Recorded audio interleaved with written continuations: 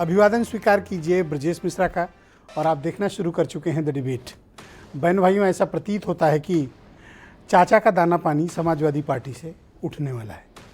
यानी शिवपाल यादव अब समाजवादी पार्टी से अलग होने की राह पर बहुत दूर निकल चुके हैं और अगले कुछ दिनों में मुझे ऐसा प्रतीत होता है कि वो अपने अलगाव का सार्वजनिक ऐलान करने वाले हैं। तो शिवपाल यादव का नेक्स्ट मूव क्या होगा, ये भविष्य के गर्भ में है। लेकिन आज उन्होंने मीठी ईद के दिन एक ऐसा ट्वीट किया जो समाजवादी पार्टी को बहुत चुभ गया है। उन्होंने अखिलेश यादव पर तंज किया और ये कहा कि उन्होंने अपने सम्मान के न्यूनतम बिंदु पर जाकर समझौता किया, लेकिन उनके साथ गलत हुआ। और थोड़ी ही देर में, ये कोइंसिडेंस भी हो सकता है या इंसिडेंस भी हो सकता है, थोड़ी देर में अब्दुल्ला आजम का भी एक ट्वीट आया जिसमें उन्होंने ईद की मुबारकबाद के चलते अखिलेश यादव पर कुछ तंजिया लहजे में एक ट्वीट किया है। आज की डिबेट का विषय यही है। बहन भाई, उत्तर प्रदेश की राजनीति में समाजवादी पार्टी के हारने के बाद पार्टी के भीतर कलह शुरू हो गई है।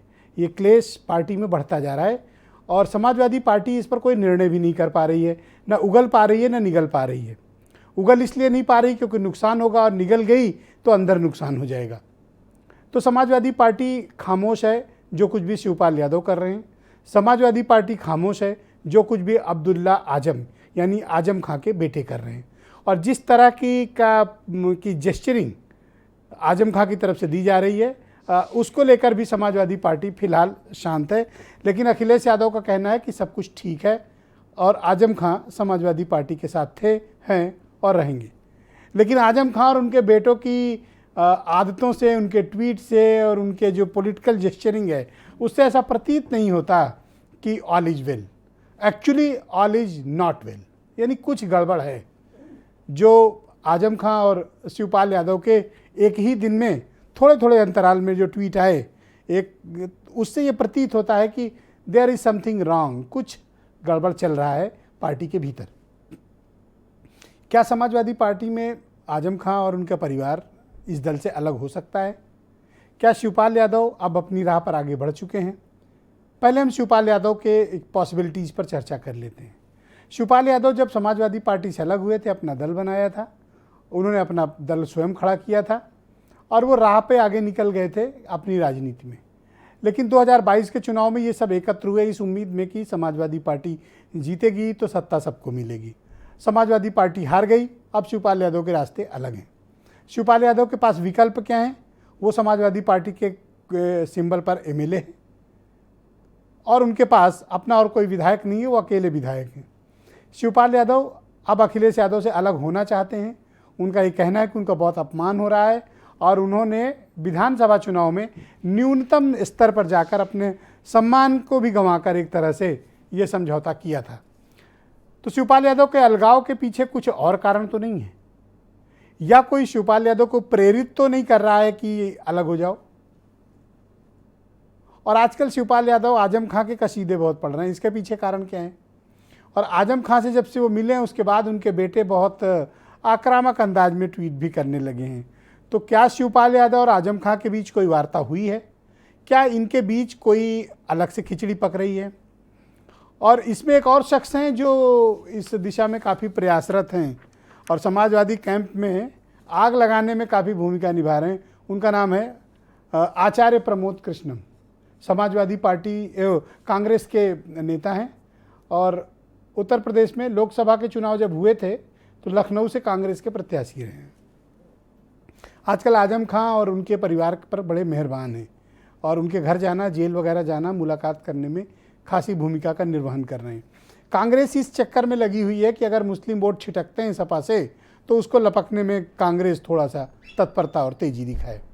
तो ये क्या चल रहा है उत्तर प्रदेश की राजनीति में? और अखिलेश यादव इन दोनों लोगों को लेकर, शिवपाल यादव और आजम खां को लेकर कोई एक निर्णय पर क्यों नहीं पहुंच पा रहे हैं?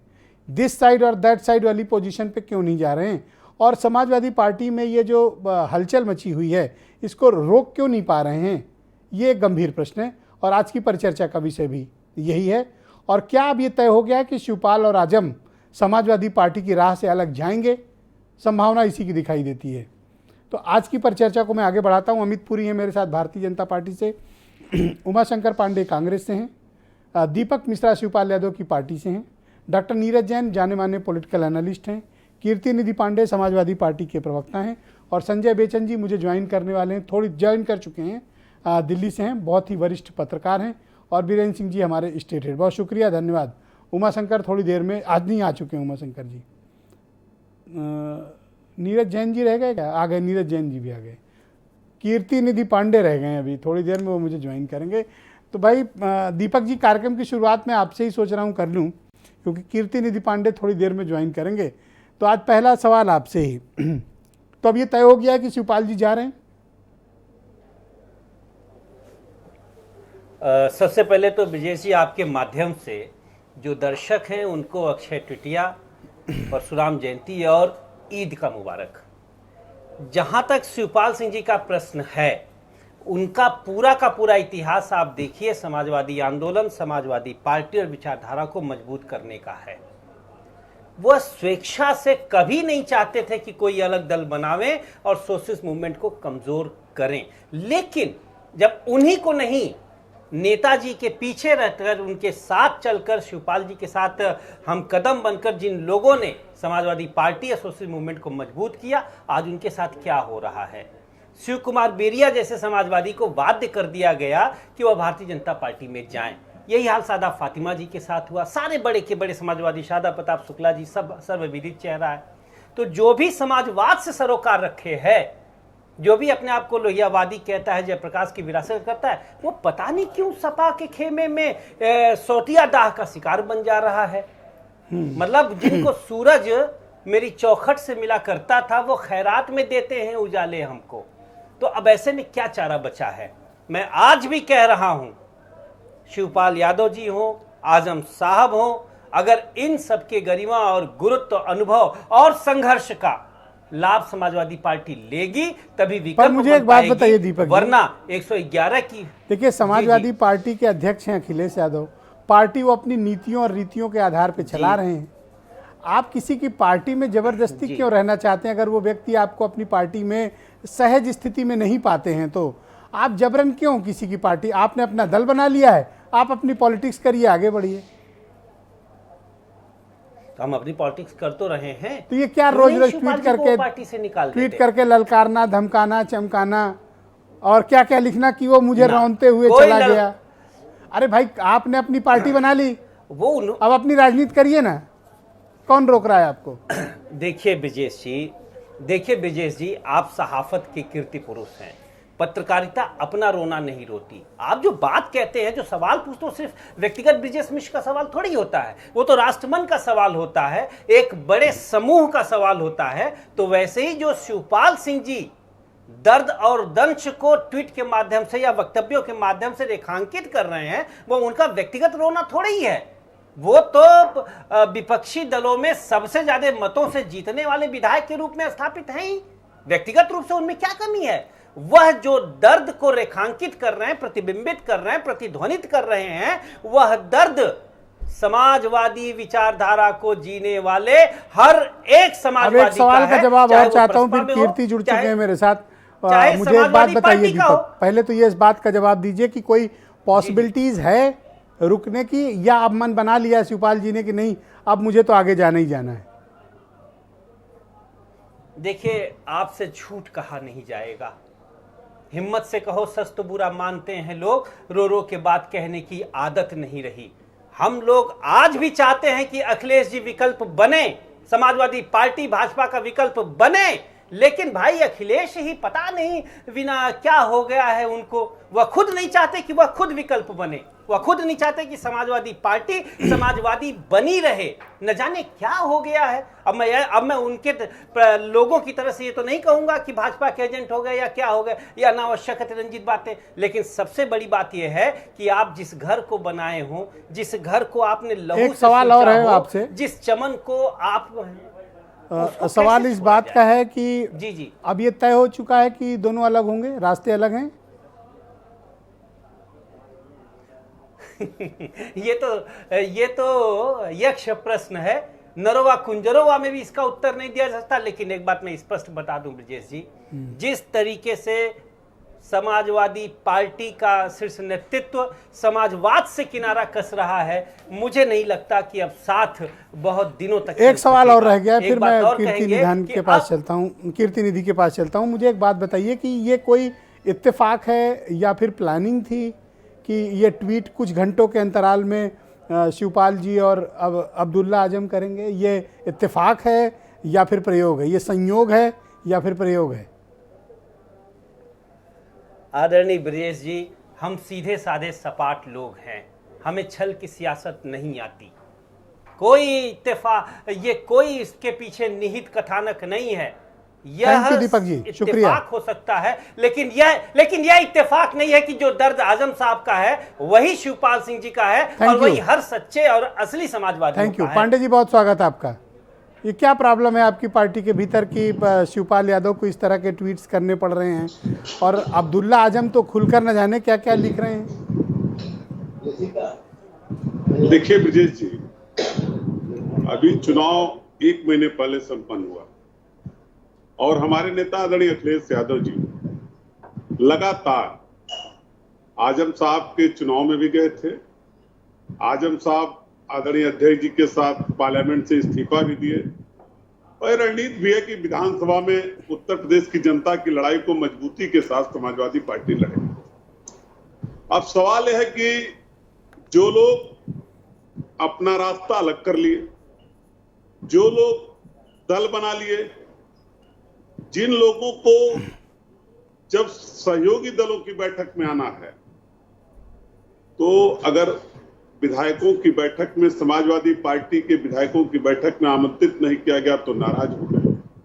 अब नाराजगी क्यों है, ये बात समझ से परे है, क्योंकि अगले दिन सहयोगी दलों के लोगों की बैठक थी, सहयोगी दल के अध्यक्षों की बैठक थी और केवल माननीय शिवपाल जी नहीं, पल्लवी पटेल जी भी समाजवादी पार्टी के सिंबल पर विधायक हैं, उनको भी सहयोगी दलों की बैठक में ही आमंत्रित किया गया। पटेल जी, इसलिए नाराजगी का कोई सवाल नहीं थी। लेकिन अगर कोई नाराज रहना चाहे तो उसको मनाया भी नहीं जा सकता। और जहां तक आजम साहब का सवाल है, आजम साहब के साथ समाजवादी पार्टी कल भी खड़ी थी और आज भी खड़ी, उनके परिवार के साथ भी खड़े और लगातार।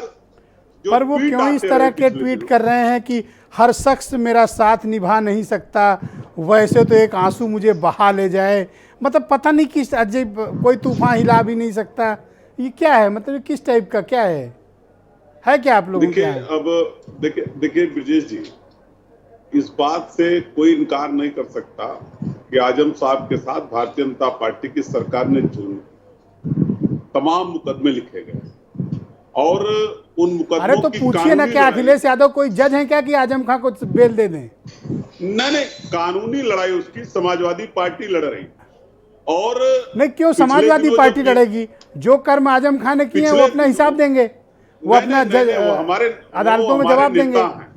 समाजवादी पार्टी उनकी कानूनी लड़ाई क्यों लड़ेगी? हमारे नेता हैं। कितने कार्यकर्ताओं की लड़ाई समाजवादी पार्टी लड़ती है? कितने नेता कार्यकर्ता जेल गए? क्या आपने उनकी लड़ाई लड़ी? आप सिर्फ आजम खान की लड़ाई लड़ेंगे? किसी रूप से नहीं, केवल आजम खान की नहीं, सबकी लड़ाई समाजवादी। कितने कार्यकर्ता मारे गए, जेल गए, समाजवादी पार्टी ने उन्हें पूछा तक नहीं, और आप आजम खान की कानूनी लड़ाई लड़ रहे हैं। लगातार लड़ाई लड़ रही है जो कार्यकर्ताओं के साथ अन्याय और अत्याचार हो रहा है। तो उन्हीं का बेटा तो भला बुरा लिख रहा है कि पांडे जी, उन्हीं का बेटा आपकी पार्टी के लिए, ये देखिए ट्वीट पढ़िए, भला बुरा लिख रहा है, जिनकी कानूनी लड़ाई लड़ रहे हो, और जो कार्यकर्ता जेल काट रहा है सपा का, उसको कोई पूछने वाला नहीं, और जो आपको दिन भर गरिया रहे हैं उनकी आप लड़ाई लड़ रहे हो। नहीं, उनकी लड़ाई, आजम साहब हमारे नेता है समाजवादी पार्टी के। दूसरी बात, अब्दुल्ला आजम साहब ने क्यों ट्वीट किया, इसका जवाब अब्दुल्ला आजम साहब बेहतर दें। तो जवाब उन पे कार्रवाई करके दिखाओ ना, उन पे कार्रवाई करके दिखाओ। मैं तो ये कह रहा हूं, सपा का कार्यकर्ता पदाधिकारी जेल जाए, मार खाए, उसको कोई नहीं पूछेगा, और समाजवादी पार्टी आजम खान की लीगल लड़ाई लड़ेगी? ऐसा नहीं, क्यों लड़ेंगे आप आजम खान की लड़ाई? आजम खान ने अपराध किया है, सजा मिलेगी उन्हें। उत्तर प्रदेश के सभी कार्यकर्ताओं की लड़ाई, जो समाजवादी पार्टी के कार्यकर्ता और नेता हैं, उनकी जिस स्तर की लड़ाई है, उस स्तर की लड़ाई जनपदों में लड़ी जा रही, और हर केस की जानकारी हमारे नेता आदरणीय अखिलेश यादव जी को है। अभी 1 महीने पहले जो चुनाव संपन्न, उसके बाद भी जो लगातार, अभी चंदौली की घटना है, प्रयागराज की लगातार घटना, हमारे कार्यकर्ता और नेताओं का प्रतिमंडल लगातार उनसे मिल रहा, उनके मैं रिपोर्ट समझ शेयर नहीं कर पा रहा रहा हूं। हूँ अपने पांडे जी। नेता पांडे जी अखिलेश यादव इरिटेट को मत दे हो, रहा। मेरे सवाल ले लो, इरिटेट मत हो। मैं आपसे ये जानना चाहता हूँ, ऐसी क्या बेबसी है कि आप लोग Irritate घुटने के तो बल पूरे आजम खां के movement में सामने कर दिया। बैठ जाते हैं हर बार? देखिए, बेबसी कोई नहीं, तो आपकी बेबसी है। बेबसी कोई नहीं। आजम खां फोबिया बना देखिए, दिया है आप लोगों ने आजम खां का। अपना कोई साथी नाराज हो जाए तो मनाना चाहिए, क्योंकि क्यों चाचा नाराज संघर्ष बैठे, के इनको कौन दिनों में भी मनाएगा? सिर्फ आजम खां को ही मनाओगे? चाचा की जहां तक बात है ब्रिजेश जी, चाचा तो अपना रास्ता पहले तय कर सैकड़ों चुके हैं। कार्यकर्ता जेल में पड़े हैं समाजवादी पार्टी वो को, तो उनकी अपना फिक्र नहीं दल है? पहले बना चुके हैं। आजम खां फोबिया हो गया आप लोगों को आजम खां का। नहीं, कोई फोबिया और नहीं, उनका लेकिन बेटा हमारे खुलेआम नेता गाली दे रहा है हैं, आपको। हमको हमारे आवाज साथ नहीं निकलती संघर्ष, आप लोगों हमारी की। पार्टी को बनाने में उनका संघर्ष है। नींव के ईंट है आजम साहब, और अगर हैं तो उनकी हिफाजत नहीं, करना, ठीक बात उनकी है, करो लड़ाई लड़ना हिफाजत। हमारी जिम्मेदारी है। कार्यकर्ता मार खाए, नेता मौज करे। अमित पुरी जी को मैं आमंत्रित करता हूं, भारतीय जनता पार्टी के प्रवक्ता हैं। भाई, ये क्या आपने करवा रखा है इनके घर पे? क्यों झगड़ा करवा रहे हो? देखिए, हमने झगड़ा करा रखा होता, आपकी बात सरमाथे पे है। आज दो प्रवक्ता बैठे हैं समाजवादी पार्टी के। दो कौन हैं? अरे भाई, दीपक मिश्रा जी और वो पांडे तो जी। शिवपाल यादव के प्रवक्ता हैं। अरे तो इसका मतलब ये है कि झगड़ा हमने नहीं कराया, झगड़ा हो चुका है। दो अलग अलग प्रवक्ता आ चुके हैं। एक वो जब दीपक जी बोल रहे थे, मैं बहुत ध्यान से सुनता हूं दीपक जी को और सभी साथियों को सुनता हूं। वो कह रहे थे जहां तक शिवपाल जी का सवाल है, लोहिया समाजवाद, जयप्रकाश से समाज, इन लोगों का वास्ता है, तो ऐसा लगा कि शिवपाल जी का ही समाजवाद से वास्ता है और बाकी का वास्ता अलग रास्ते पे है। तो इसमें भारतीय जनता पार्टी का कोई सरोकार नहीं है। जब हॉर्सेस माउथ से कैंडिडेट एडमिशन आ जाए, यानी स्वीकार्योक्ति आ जाए और आत्म स्वीकार्योक्ति आ जाए, तो उसमें भारतीय जनता पार्टी को अलग कर देना चाहिए। इसका कोई मतलब नहीं है। हाँ, अब मुद्दे पे आया जाए। मुद्दा क्या है? मुद्दा यह है कि एक समझौता चुनाव को लेकर के किया गया था, दल के अंदर भी दल के बाहर भी, और वो समझौता वर्केबल नहीं हो पाया। पिछली 19 के लोकसभा में नहीं हो पाया, 17 की विधानसभा में नहीं हो पाया, और अब 22 की विधानसभा में अंदर और बाहर जो समझौते किए गए थे वो समझौते वर्केबल नहीं हो पाए। इसका आत्मचिंतन तो श्री अखिलेश जी को ही करना पड़ेगा कि विक्रमादित्य, अब तो कालिदास मार्ग भी नहीं रह गया कि जवानी कुर्बान हो। कालिदास मार्ग से विक्रमादित्य मार्ग के बीच में सत्ता थी तो सरोकार दूसरे थे। अब तो विक्रमादित्य मार्ग के रास्ते विक्रमादित्य मार्ग से ही नहीं मिल रहे हैं। इस आत्मचिंतन को भारतीय जनता पार्टी को नहीं करना है। शिवपाल यादव को लेकर आपकी धारणा क्या है? वह उत्तर प्रदेश के एक वरिष्ठ राजनेता हैं ओके। और सदन के अंदर और सदन के बाहर अपनी महती भूमिका को बराबर निभाते रहते हैं। ओके। एक प्रतिपक्ष के नेता के रूप में वह सार्थक आलोचनाएं भी करते हैं। ओके। भारतीय जनता पार्टी उसे समय समय पे स्वीकार करती है। ओके। जो अच्छे सुझाव होते हैं उन पे हम आगे बढ़ते हैं, और जो राजनीतिक लांगडाट के लिए लगाए जाते हैं उनका जवाब आ जाता है। कुल मिला के मतलब ठीक है आपके लिए? नहीं, हमारे लिए सभी ठीक है। मैंने पिछली डिबेट में भी उमाशंकर जी बैठे, हमने कहा था राजनीति में प्रतिद्वंदी होते हैं, प्रतिशोध नहीं होता। ये दुर्भाग्य से उत्तर प्रदेश ये कौन के सा, अंदर- क्या आपको प्रतिशोध लगने वाले लगते हैं उमाशंकर? क्या कह रहे हैं? उमाशंकर के आपको प्रतिशोधी नहीं, व्यक्ति नहीं, लगते मैं हैं? उमाशंकर जी का रेफरेंस इसलिए एक लिया शरीफ कि आदमी, वो- पढ़ा लिखा वो डॉक्टर उसी- आपको प्रतिशोधी लगता है? नहीं, उनको नहीं कहा मैंने, आप ट्विस्ट न करें। मैंने कहा वो उस दिन थे जब मैंने पिछली डिबेट में भी कहा था कि राजनीति में प्रतिद्वंदी होते हैं, प्रतिशोध की भावना नहीं होती हमारी किसी तो के आप प्रति साफ साफ कह प्रतिशोध। दीजिए कि इस झंझट से आपका कोई वास्ता नहीं है। कोई वास्ता है ही नहीं, काहे को कह दे। खाया पिया कुछ नहीं, गिलास तोड़ा 12 आने में आरोप लगे तो क्या करें। ओके। प्रतिशोध की आग में जल रहे डॉक्टर उमाशंकर पांडे को बुलाया जाए, कांग्रेस के प्रवक्ता। बहुत शुक्रिया आपका भाई पांडे जी। आप मुझे बताओ कि ये जब शिवपाल यादव और आजम खां के बीच ये सब कुछ चल रहा है, समाजवादी पार्टी के बीच, तो आचार्य प्रमोद कृष्णम को क्या पड़ी हुई है? आप इसमें क्यों रोटी सेकना चाहते हैं? ये इनके घर का डिस्प्यूट है, सेटल कर लेंगे।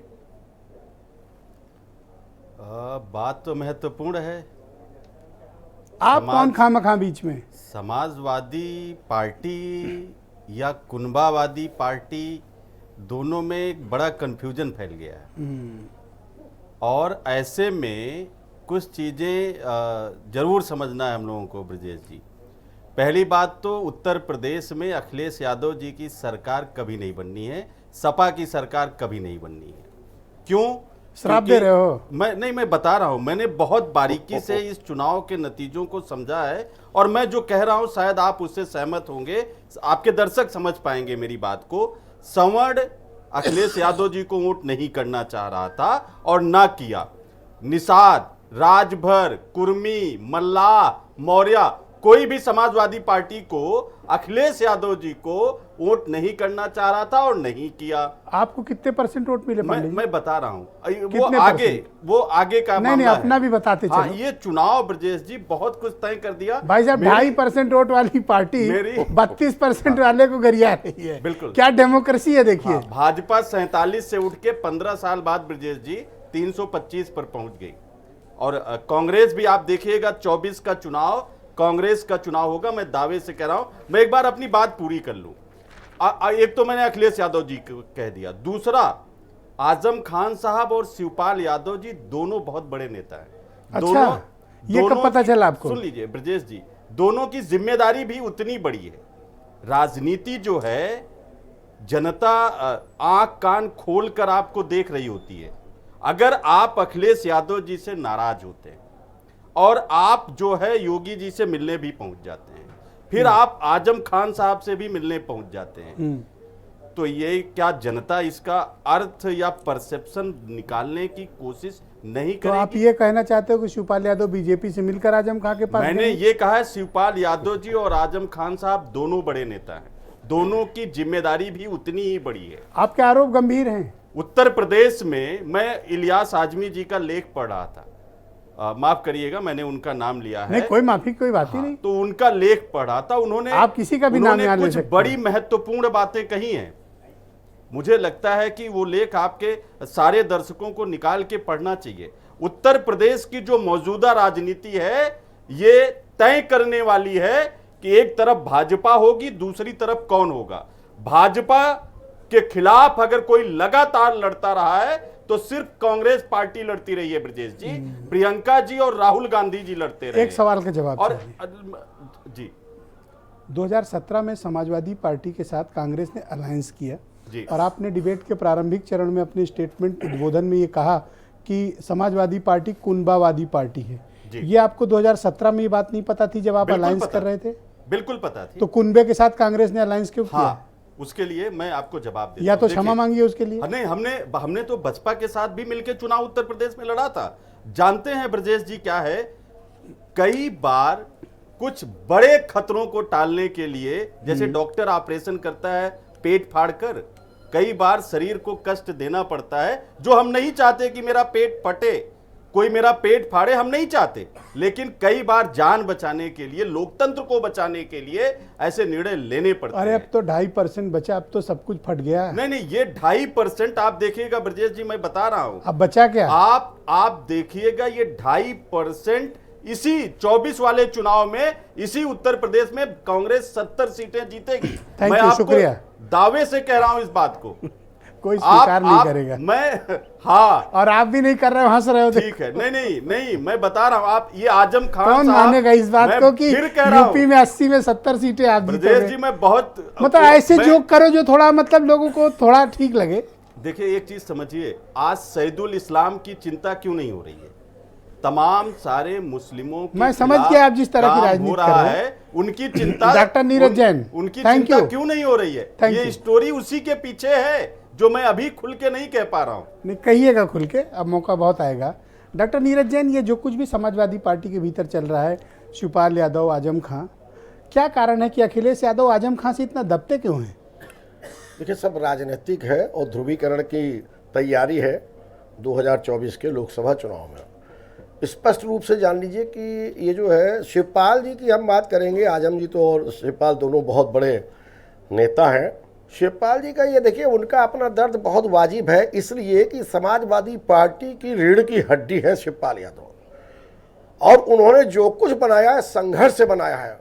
कुछ लोगों को पिता की विरासत से मिला है, और जिनको विरासत से मिला है वो आज तक अच्छे नेता नहीं हो पाए, अपने घर को जोड़ के नहीं रख पाए। ये शिवपाल जी और अखिलेश को कोई नई बात नहीं है। विजय राजे सिंधिया और माधवराव सिंधिया आपके पास आपको मालूम ही है। वर्तमान में आपको मालूम है स्वामी प्रसाद मौर्य जी और उनकी संघमित्रा बेटी का भी मालूम है। हाँ, रीता बहुगुणा जोशी से लेकर के आपको उनके बेटे का भी मालूम है। ऐसा नहीं है ब्रजेश जी जो पारिवारिक क्लेश चलती है। सवाल यह कि पारिवारिक क्लेश को किसी भी माध्यम से ऊपर नहीं आना चाहिए था। अब जब आ गया है इसका मतलब इसमें कहीं ना कहीं कुछ कॉन्स्पिरेसी नजर आ रही है। हम पब्लिक के मुद्दे जो इस वक्त, जैसे ब्रजेश पाठक बहुत अच्छा काम कर रहे हैं, जाके पब्लिक में चीज कर रहा है, इसके ऊपर कोई डिबेट नहीं हो रही।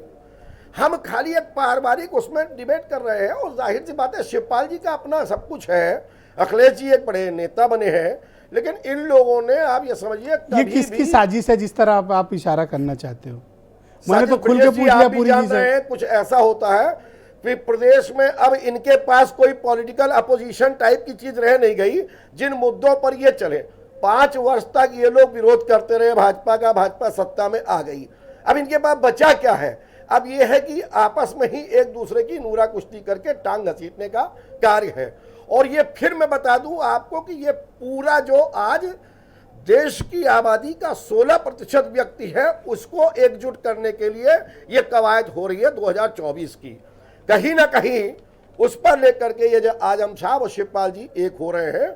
और इसमें मुझे नहीं लगता वो व्यक्तिगत वैचारिक लड़ाई है। आजम खां तो अलग जाकर देख चुके हैं, उनकी तो कोई हैसियत अलग होने पर तो सपा से होती नहीं। बाद में मुझे याद है स्टेज पे खड़े होकर काफ़ी आपने भी देखा होगा, बहुत रोना धोना किए थे मुलायम सिंह के साथ, तब पार्टी में वापस आए थे रो धो के। अब अगर अलग होते हैं तो इनका अपना वजूद क्या होगा? मेरी समझ में एक बात ये नहीं आता है क्यों अखिलेश यादव जी ने अपना ही साइकिल का चुनाव चिन्ह को दे दिया। ट्रू, क्यों नहीं फिर शिवपाल जी को उनकी पार्टी से लड़ने दिया? देखिए दोनों चीजें हैं। कहीं ना कहीं तो इनकी एक जैसे कहते हैं ना फांसी जरूर हुई है। हाँ, ये आप जान लीजिए तो तय है। वही तो मैंने कहा कि दब क्यों रहे हो भाई? लेकिन शिवपाल जी रायता फैला देंगे बहुत बड़ा।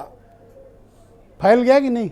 फैल तो गया, फैल गया, इतना फैल गया, सब डिबेट पे आ गए। इससे ज्यादा क्या हो सकता है? हाँ, इसका बात चाहिए है एक चीज याद कर, शेर चीते लड़े सियार ने हिरन खाया, और तैयारी वही हो रही है ये समझिए 2024 के चुनाव के लिए।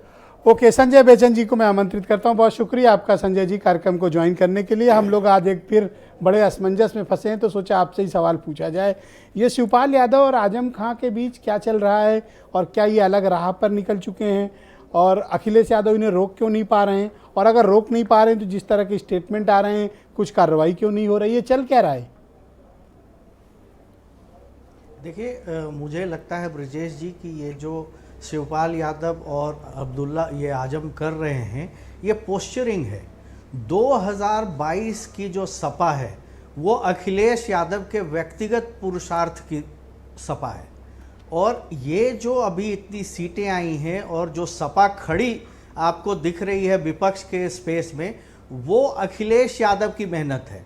और मुझे लगता है कि शिवपाल यादव बड़ी उम्मीदें लेकर आए थे अपने भतीजे के साथ कि उनको विधायक दल का वो नेता बना देंगे या कुछ और दे देंगे। सरकार नहीं बनी, और सरकार नहीं बनी तो विपक्ष का सपा का चेहरा अखिलेश यादव थे, तो वो विपक्ष का नेता बने। मुझे लगता है कि शिवपाल यादव को ये बात बहुत नाक पार गुजरी, और वो अब ये जो कह रहे हैं कि मुझे रौंदा, मुझे दर्द दिया, मैं सम्मान के न्यूनतम स्तर पर गया, तो क्यों गए?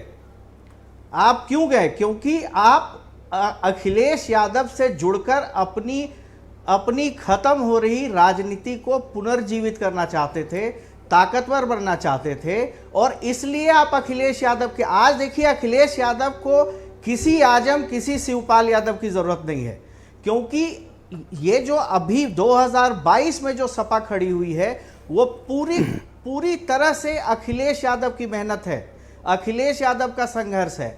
और अखिलेश यादव अगर इनको भाव नहीं दे रहे हैं तो मुझे लगता है कि अखिलेश यादव को समझ में आ गया है कि इनकी राजनीतिक उपयोगिता कितनी है, और वो अपने हिसाब से निर्णय। देखिए, राजनीति हमेशा संभावनाओं का खेल है। संभावनाएं आप देखते हैं, आप कैलकुलेशंस करते हैं, उसके हिसाब से उनको पहले लगा कि ये महत्वपूर्ण लोग हैं, उन्होंने उनको भाव दिया। आज उनकी नज़रों में इनकी उपयोगिता नहीं है, तो ये लोग उनको अब पोस्टरिंग कर रहे हैं, ये ट्वीट कर रहे हैं कि मुझे तो ये लोग इतना बुरा क्यों मान रहे हैं? नहीं, मतलब मुझे अगर आगे के रास्ते में निकलना है तो निकलिए, ये रोज रोज ट्वीट करके क्यों ये सब तमाशा हो रहा है? ये वही है। ये देखिए, ये दोष, ये आजम खान का परिवार चाहता है कि आजम खान के निजी भ्रष्टाचार की लड़ाई सपा लड़े, अखिलेश यादव लड़े, और मुझे लगता है कि अखिलेश यादव ने इससे दूरी बनाई है। नहीं, अखिलेश अब यादव कोई शिवपाल वकील यादव है, को कोई लगता जज है, कि कौन मैं- क्या है भाई, वो क्यों लड़ें? बिल्कुल नहीं, बिल्कुल नहीं। और उन्होंने सही निर्णय लिया है कि मैं किसी के व्यक्तिगत भ्रष्टाचार की लड़ाई नहीं लड़ूंगा, इसलिए उससे उनसे दूरी बना ली उन्होंने। अब उसको आप चाहे जो भी रंग दे दें, लेकिन मैं समझता हूं कि अखिलेश यादव का एक बहुत ही मैच्योर पॉलिटिकल डिसीजन है। और दूसरा, शिवपाल यादव को चूंकि कुछ नहीं मिला, तो अब उनको लगता है कि अब उनको कहीं कुछ करना चाहिए, अब सम्मान मेरा खराब हो गया, ये हो गया। क्या था, आपने एक सीट पर समझौता किया, आपका सम्मान था क्या? आपकी पार्टी थी कहां? आप कहीं नहीं थे। आप जो है अखिलेश यादव से बिछड़कर आप जीरो थे। आपकी जो ताकत है वो उसी परिवार से आ रही है। आप जो भी उसको कहिए कि वो विरासत की वजह से नेता बने हैं, विरासत नहीं है। 2022 का अखिलेश यादव विरासत का नेता नहीं है, अपने संघर्ष का लीडर है। इस बात को स्वीकार करना चाहिए। और शिवपाल यादव को ये बात पच नहीं रही है। उनको कोई पद चाहिए था, वो पद दिया नहीं अखिलेश यादव ने। तो अब ये सारी जो है पोस्चरिंग हो रही है ब्रजेश जी। और ये कुछ भी नहीं है। कांग्रेस इसमें वाले कुछ भी आजकल नहीं, बहुत नहीं है, कहीं आजम खां के आसपास घूम रहे हैं, जैसे आचार्य प्रमोद कृष्णम वगैरह। इनका क्या मकसद है? कांग्रेस उत्तर प्रदेश को लेकर गंभीर है। और कांग्रेस जो है 2024 में बहुत बेहतर प्रदर्शन करने की योजना बना रही है। उनको उम्मीद है कि वो बेहतर करेंगे। एक चीज़ समझिए, ये जो सपा की ज़मीन है वो वही ज़मीन है जो कांग्रेस ने खोई है। कांग्रेस के वोट बैंक पर खड़ी हुई है सपा। तो कांग्रेस का जो ये निर्णय है कि उसको अकेले चलना है, वो एक बहुत मैच्योर्ड निर्णय है और 2024 को वो बहुत सीरियसली ले रहे हैं। तो अगर आजम खान उनके साथ जुड़ते हैं, शिवपाल उनके साथ जुड़ते हैं, तो जाहिर है कि एक कांग्रेस को एक दो नेताओं का, जिनका बड़ा नाम है, जनाधार कितना है मैं नहीं कहूँगा, लेकिन दो बड़े नाम उस कांग्रेस को मिलेंगे। हालांकि कांग्रेस के पास खुद बड़े बड़े नाम हैं यूपी में, कांग्रेस को इनकी ज़रूरत नहीं है। लेकिन हाँ, राजनीति ठीक है, संभावनाएं बनती हैं, लोग आते हैं, राजनीतिक दलों में जाते हैं। बट एक चीज़ आप समझिए कि उत्तर प्रदेश में कांग्रेस सीरियस है। और दूसरी बात यह भी मैं कहूँगा कि किसी का राजनीतिक मरसिया आप नहीं लिख सकते कि ये ख़त्म हो गए, ये आगे नहीं आएंगे। तो राजनीति हमेशा संभावनाओं की बात है। और अगर आप देखते हैं आगे क्या होता है, मुझे तो लगता है कि शिवपाल यादव सपा को छोड़ेंगे और वो सारा दोष जो है वो विक्टिम कार्ड खेलकर, सारा दोष अखिलेश यादव पर मढ़कर शहीद के भाव में बाहर जाना चाहते हैं। और यही आजम खान भी करना चाहते हैं। मुझे लगता है कि ये राजनीति चलेगी तो नहीं। आजम खान ऐसा क्यों कर रहे हैं? 2022 के उनको लोकसभा का टिकट दिया, सांसद बने, उनकी पत्नी को राज्यसभा बनाया, उनके बेटे को टिकट दिया, फिर उनको विधानसभा लड़ाया, फिर उनके बेटे को टिकट दिया, 7 विभाग का मंत्री रहे वो। और क्या चाहिए उनको, मतलब और क्या चाहिए उनको? अखिलेश यादव से उनको बहुत कुछ चाहिए, लेकिन उनका क्या योगदान है समाजवादी आंदोलन में मुझे पता नहीं।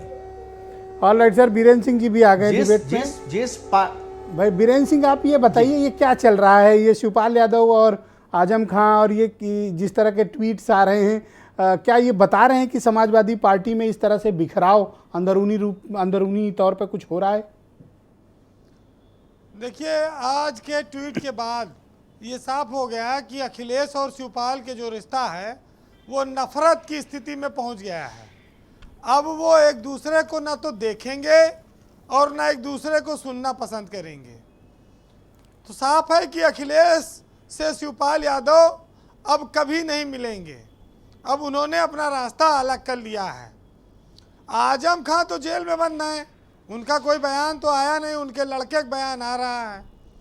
अब वो भी जब छूटेंगे, अब आजम खां तो देखिए जैसे शेर बूढ़ा हो जाता है ब्रजेश जी, शिकार नहीं कर सकता, खाली गुर्राता है, तो वो गुर्रा रहा है वहाँ बैठ के।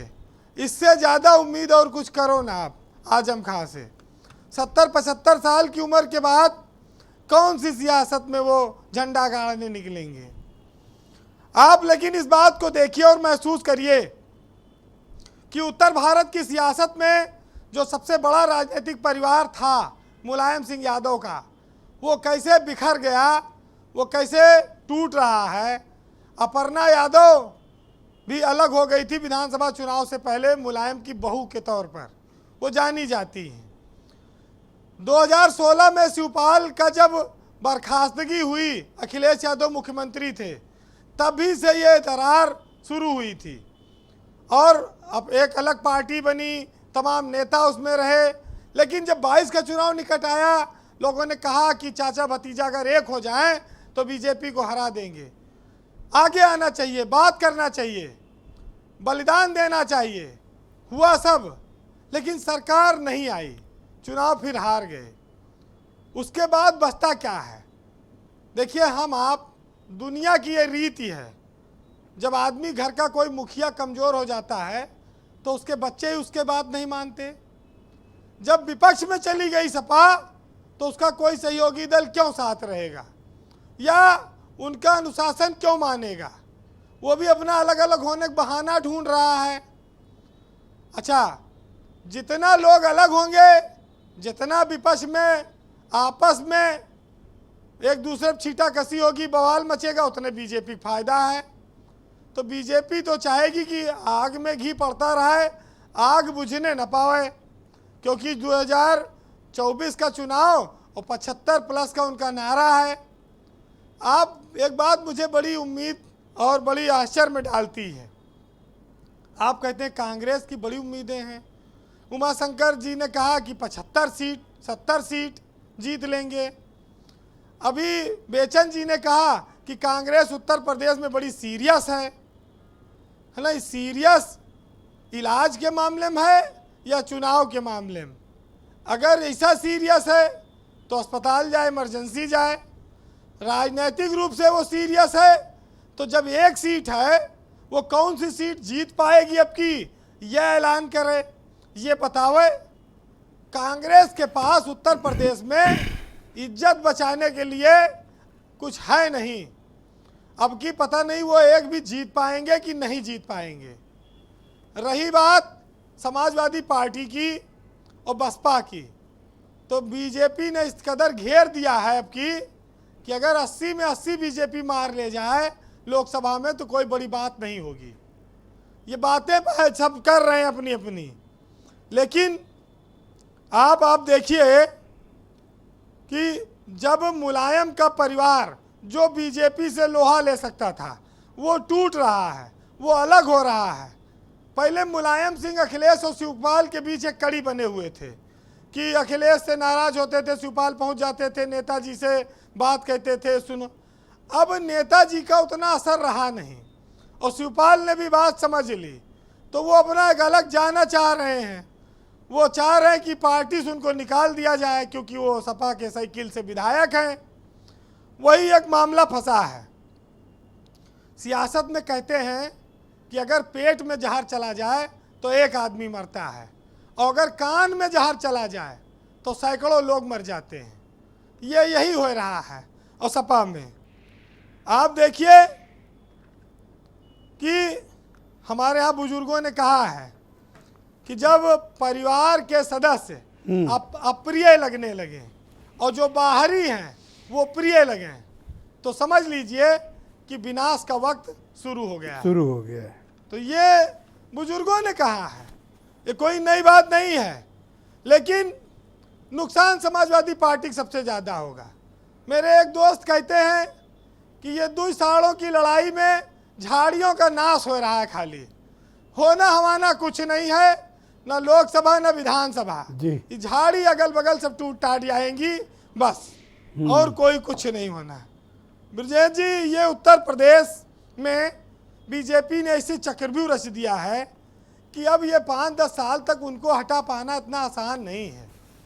अखिलेश के पास उम्र है, वो नौजवान हैं, वो टक्कर दे सकते हैं, इसलिए उनको जितनी तरह से कमज़ोर कर सकती है बीजेपी वो करेगी। अब उसमें बहुत सारे लोग ये कहेंगे कि समाजवाद चला गया, बहुत सारे लोग उनके व्यवहार से आहत हैं, बहुत सारे लोग कहेंगे टिकट वितरण सही नहीं हुआ, सब अलग अलग बातें हैं। लेकिन ये सच्चाई है कि 111 विधायक समाजवादी पार्टी के टिकट पर हैं। बाकी ताकत, सत्ता, जवानी, ये सब कभी अस्थाई नहीं रही है। इनकी सबकी एक एक्सपायरी डेट है, सबको एक दिन चले जाना है, तो जो आया है वो जाएगा। बहरहाल 4 लाइनें सुनिएगा आज चाचा भतीजे पर, बाकी चीज़ें चलती रहेंगी। आजकल आप कुछ साधु होने की राह पर हैं वीरेंद्र जी, अक्सर फिलासफी की बातें करते हैं। आप जैसे पत्रकार अगर फिलासफी पे चले जाएंगे तो कैसे समाज चलेगा? देखिए, बात ऐसी ही करनी पड़ेगी, क्योंकि इतना साधुत्व तो कैसे आ गया आप में? मतलब बेचन जी भी बड़े बेचैन है इस बात से। ब्रजेश जी, जब नाखून बढ़ जाता है देखकर तो नाखून काटा जाता है, अंगुली नहीं काटी जाती। अगर रिश्तों में दरार आ जाए तो उसको मिटाया जाता है, छोड़ा नहीं जाता। तो बस जी, इतनी सी बात वो है। 4 लाइन कहें वीरेंद्र जी। बहरहाल एक साहित्यकार ने लिखा है कि गलतियों से जुदा तू भी नहीं मैं भी नहीं, दोनों इंसान हैं, खुदा तू भी नहीं मैं भी नहीं, तू मुझे और मैं तुझे इल्ज़ाम देते हैं, मगर अपने अंदर झांकता तू भी नहीं मैं भी नहीं, और गलत फहमियों ने कर दी दोनों में पैदा दूरियाँ, वरना फितरत का बुरा तू भी नहीं मैं भी नहीं।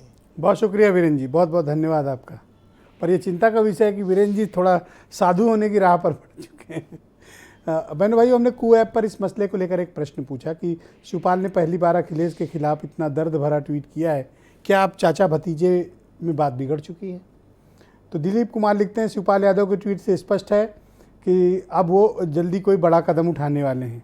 तो कृष्णा राजभर लिखती हैं कि 6 साल से अखिलेश शिवपाल में लड़ाई चल रही है, आगे अभी ये लड़ाई कब तक चलेगी कुछ नहीं कहा जा सकता। मैं सीधे रुख करूंगा दीपक मिश्रा से, का PSPL यानी शिवपाल यादव की पार्टी के प्रवक्ता हैं।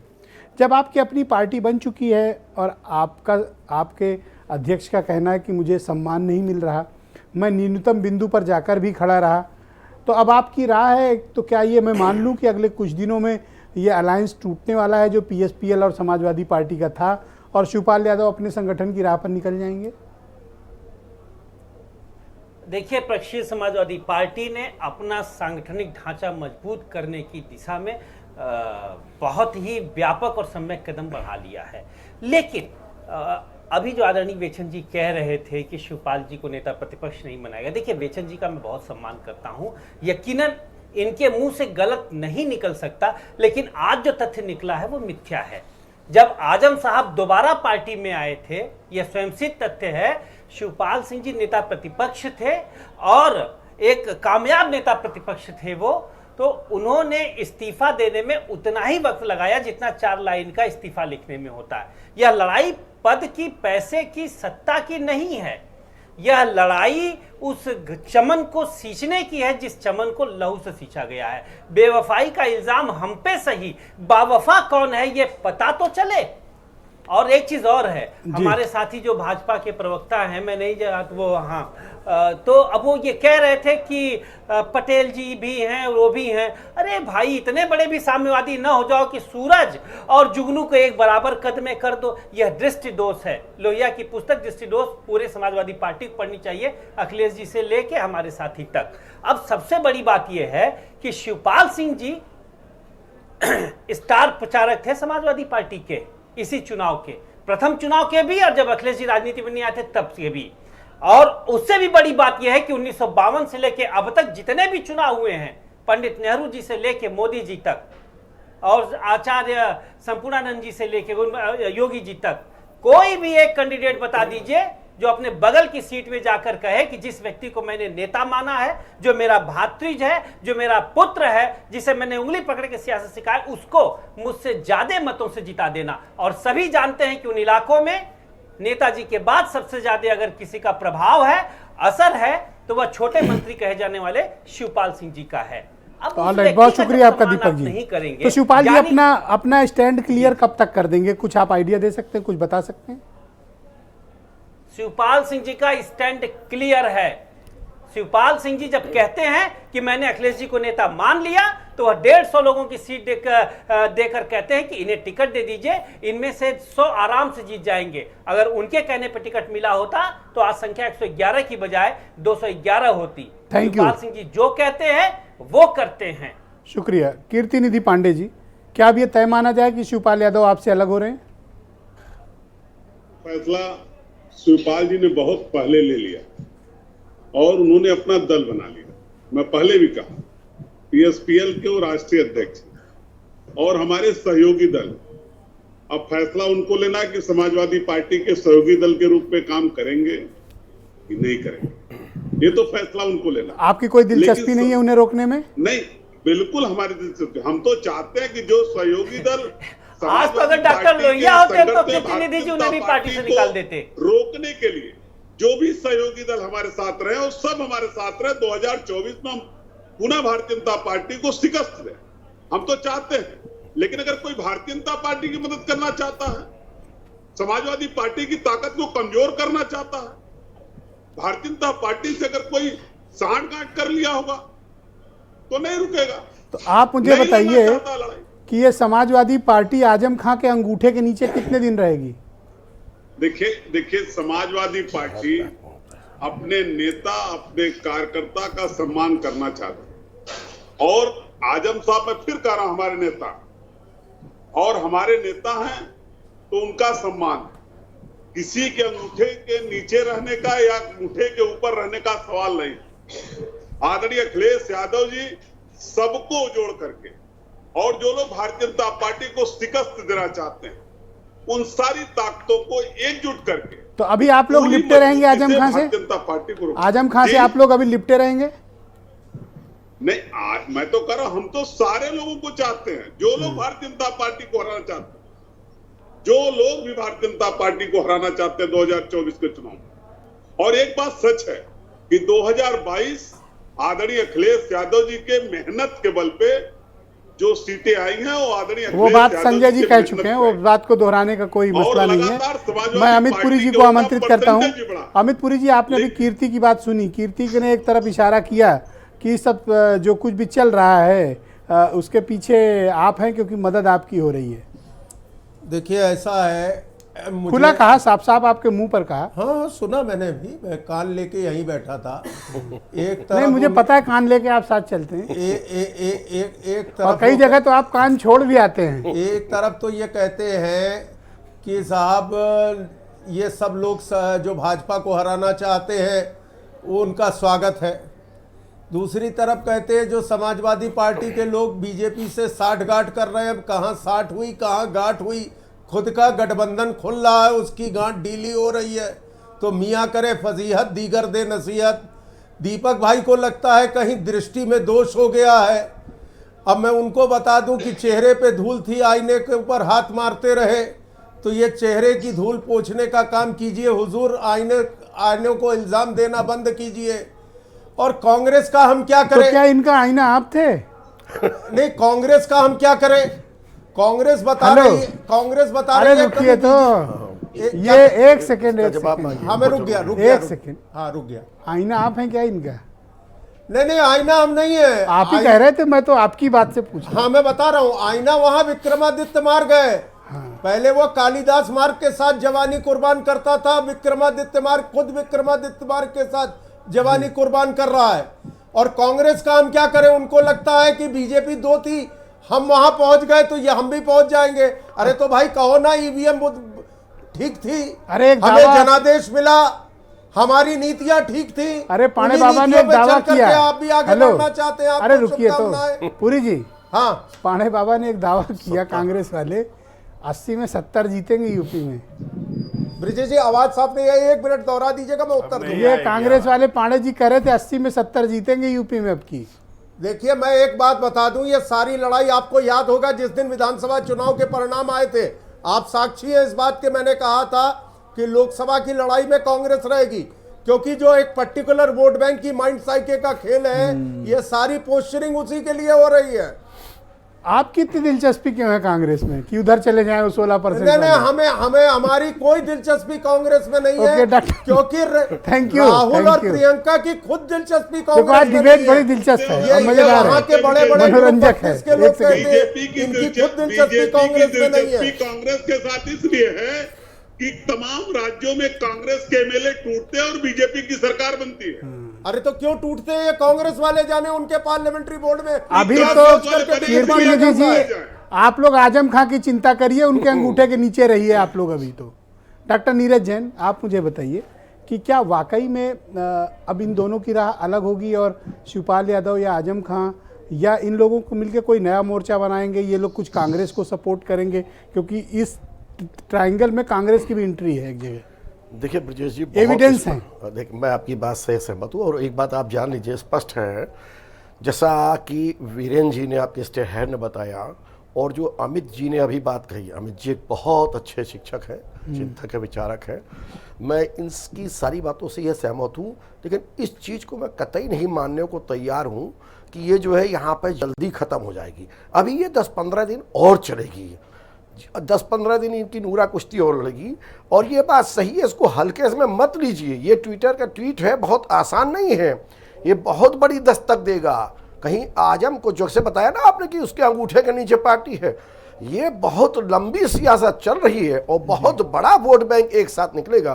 क्योंकि अपोजिशन में जो है यही लोग बैठे हैं और सत्ता में बीजेपी बैठी है। उसका पूरा मतलब है कि ये 32% इनका स्कैटर्ड होना चाहिए, और उस राह में आजम के बेटे ने ये बयान दिया है। और इनकी कहीं ना कहीं और दूसरी जगह थाली सजी पड़ी है। अब इसको घसीटेंगे थोड़ा लंबा। जेल में रुका नहीं जा रहा अब। जेल में रुकना ना रुकना तो खैर ये तो न्यायालय सीमांत तय करेंगे, न कि इनके पैरोकार कोई तय कर पाएंगे। और जिसने गलत किया उसको सजा मिले तो सही चीज़ है, और सही किया है तो उसको बाहर आना चाहिए। लेकिन ये आजम खां पे ही नहीं रुकेगा, ये बहुत बड़ा है। आपको एक और बड़ी डिबेट करनी पड़ेगी, हम समझते हैं। हाँ, मुझे लग रहा है सर, आजम खां ही नहीं है सर, आजम खां के साथ अभी कई मिशन ऑपरेशन चालू रहेंगे। जी, मिशन ऑपरेशन है। 36 MLA है जो आपके आजम के सब शुक्रिया, बहुत शुक्रिया। आप सबको बधाई, और उस पर तैयारी कीजिए। संजय बेचन जी, दीपक मिश्रा जो शिवपाल यादव की पार्टी के प्रवक्ता हैं, उन्होंने पिछली राउंड में आप द्वारा दिए गए हर कथ्य को मिथ्या करार दिया है। आप उन्हें जवाब देना चाहेंगे? देखिए, मैं ये कहना चाहता हूँ कि जो अभी शिवपाल यादव की राजनीति है वो पोस्चरिंग की राजनीति है, और ये पोस्चरिंग की राजनीति वो विक्टिम कार्ड खेलकर, शहीद बनकर दिखाना चाहते हैं कि देखो मैंने कितना बड़ा त्याग कर दिया इस समाजवादी आंदोलन के लिए, और ये मेरा भतीजा जो है कितना मतलबी व्यक्ति है कि मुझे बिल्कुल भाव नहीं दे रहा। जो अभी का ट्वीट है उसका साफ मतलब ये है। देखिए, जो शिवपाल यादव है राजनीतिक बहुत होशियार राजनीतिज्ञ हैं, अपने दाव अपने पासे खेलना अच्छी तरीके से जानते हैं, और वो हॉबनॉबिंग भी कर रहे हैं, कुछ दलों से बातचीत भी कर रहे हैं। ये सारी पोस्चरिंग है, ये सारी पोस्चरिंग है कि कैसे अपने को सेंटर। आप देखिए 2012 से 2017 ये शिवपाल यादव सुपर सीएम कहे जाते थे, और ये आजम खान सुपर सीएम कहे जाते थे। इन लोगों ने अखिलेश यादव के 5 सालों के किए विकास की बाट लगा दी, और वो दोबारा सरकार नहीं बना पाए। उसके 2 बहुत बड़े कारक अखिलेश और ये शिवपाल और आजम खान थे। तो अब इनको ये बात बर्दाश्त नहीं हो रही है कि जो कभी हमारे अंगूठे के नीचे था, आपके भाषा में, जो कभी हमारी उंगलियां पकड़ कर चल रहा था, आज एक स्वतंत्र नेता के रूप में खड़ा है। तो ये बात पच नहीं रही है, ये बात पच नहीं रही। आप मानिए ये व्यक्तिगत महत्वाकांक्षा की लड़ाई है। आखिर शिवपाल यादव को क्या चाहिए, और अखिलेश यादव ऐसा क्या है जो शिवपाल यादव को दे सकते हैं? सम्मान का ऐसा कौन सा बिंदु था जिस पर शिवपाल गए? वो बिंदु था, उन्होंने अपने दल को छोड़ के एक सीट पे चुनाव लड़ा। उनको हकीकत मालूम थी कि अगर वो अखिलेश के साथ नहीं गए तो ये एक सीट भी नहीं मिलेगी। तो उन्होंने जो किया वो राजनीतिक हकीकत को, वास्तविकता को समझा। आप समझिए हर नेता का दौर होता है। शिवपाल जी का, आजम खान का दौर गया, ये अखिलेश यादव का दौर है समाजवादी पार्टी में, और ये बात इन लोगों को नहीं पच रही है। आप यकीन मानिए, मैं बहुत गंभीरता के साथ ये बात कह रहा हूं कि ये बात इन लोगों को नहीं पच रही है कि कल का लड़का विधायक दल का नेता हो गया। हो सकता है उत्तर प्रदेश में संभावनाएं बने तो मोदी के खिलाफ एक जो विपक्ष की बात चल रही है उसमें अखिलेश का भी नाम हो। तो ये सब बातें इन लोगों को बिल्कुल नहीं पच रही है। इनको लगता है कि हमारी उंगलियों को पकड़ के जिसने रास्ते देखे वो कैसे अब जाकर मुखिया बन सकता है। तो एकदम व्यक्तिगत है, राजनीतिक महत्वाकांक्षाओं की लड़ाई है। आप यकीन मानिए, और अगर शिवपाल यादव किसी दूसरे दल में जाते हैं, अगर वो भाजपा में जाते हैं तो क्यों जाएंगे? क्या कोई वैचारिक मेल है उनका भाजपा से? साफ साफ बात है, पद के लिए जाएंगे, पावर के लिए जाएंगे। अगर वो कांग्रेस के लिए, कांग्रेस के साथ अरे जाते सर, हैं अपर्णा गई तो उनको क्या मिल गया? उनकी जो अपर्णा को क्या मिला, लेकिन शिवपाल को कुछ मिल जाएगा, क्योंकि 2024 बहुत शुक्रिया सर। Umashankar Pandey, Congress. Thank you sir, thank you sir. Umashankar ji, 2024 Azam Khan नजर में है इनके। क्या कांग्रेस इनके साथ कोई टाई अप करना चाहती है? कोई दिलचस्पी है आपको इन दोनों में? देखिए, हमारी दिलचस्पी उत्तर प्रदेश और देश में है। दो लाइन खींचेगी। आप, मैं ब्रजेश जी जो कह रहा हूं समझिए, उत्तर प्रदेश में भी वो 2 लाइन खींचेगी। एक तरफ भाजपा के लोग होंगे, भाजपा के समर्थक होंगे, दूसरी तरफ कांग्रेस होगी, और भाजपा के तमाम मार से जो प्रदेश की जनता त्राहिमाम त्राहिमाम कर रही है वो कांग्रेस के साथ खड़े होंगे। बाकी जो कहीं से भाजपा से कुछ उनको मिल रहा है वो भाजपा के साथ खड़े होंगे। ये 2024 की तस्वीर है। और आप समझिए, एक तरफ ओवैसी का गणित भाजपा का फेल हो गया। सुन तो लो, मैं देखिए संकेतों में समझ जी। सुन लो, इस समय पार्टी का प्रदेश अध्यक्ष कौन है आपकी? वो प्रदेश अध्यक्ष भी आ जाएंगे। 1.5 महीने से प्रदेश अध्यक्ष नहीं तैयार है। प्रदेश अध्यक्ष 1.5 महीने से इनकी पार्टी एक प्रदेश अध्यक्ष नहीं तलाश कर पा रही है। प्रियंका गांधी पलट के यूपी आई नहीं। अच्छा, बीजेपी यूपीसीसी के मेन गेट पे आजकल संजय जी ताला लगा रहता है, साइड का गेट केवल खुला हुआ है, और ये बता रहे हैं कि ये 70 सीट जीतेंगे। बीजेपी मतलब क्यों मजाक उड़ा रहे हो, उड़वा रहे हो अपनी पार्टी का? नहीं ब्रजेश, एक अध्यक्ष तो खोज लाओ भाई साहब। ब्रजेश जी, वो आप बिल्कुल चिंता मत करिए, अध्यक्ष आएगा पूरी दमदारी से। भाजपा, मुझे कोई जरूरत नहीं चिंता करने की। भाजपा स्वतंत्र देव, कांग्रेस अपनी चिंता स्वयं कर ले। सुनिए ब्रजेश जी, सुनिए, भाजपा ने स्वतंत्र देव सिंह को मिनिस्टर बना दिया। क्या इतने समय में दूसरा अध्यक्ष ढूंढ पाई क्या?